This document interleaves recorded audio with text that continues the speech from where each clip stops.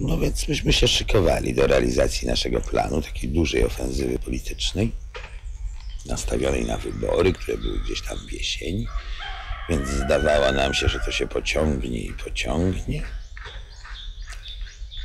Ale zaraz po przyjeździe studentów, czyli na początku września 1956 roku, zwołaliśmy do Wiec, do auli Uniwersytetu Warszawskiego.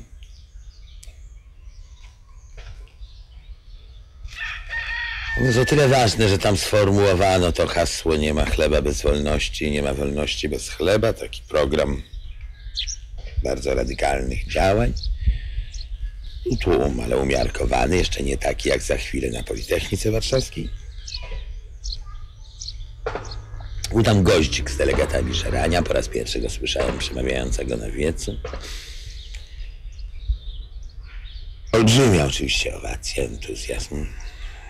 Ta świadomość, że zmieni się tu cokolwiek, jak będzie jednolity front inteligencji i robotników, była taka dość mocno wykrystalizowana. Trudno powiedzieć, czy to ze względu na nasz marksistowski światopogląd, czy to ze względu na to, żeśmy już rozumieli, jakie siły mogą wymusić ustępstwa na władzach, a że wymuszać ustępstwa na władzach, żeśmy chcieli, to nie ulega żadnej wątpliwości. Byliśmy byli dość nieufni do kierownictwa partii.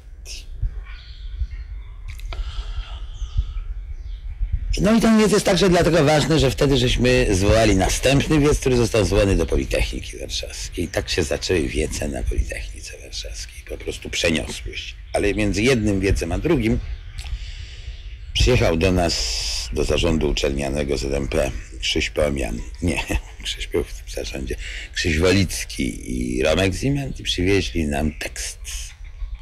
Informację o tym, że zaczyna się 8. plenum. To właśnie był przełom września i października.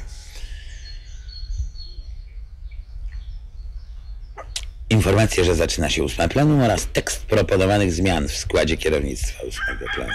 A myśmy te informacje natychmiast po prostu wywiesili w gablotce.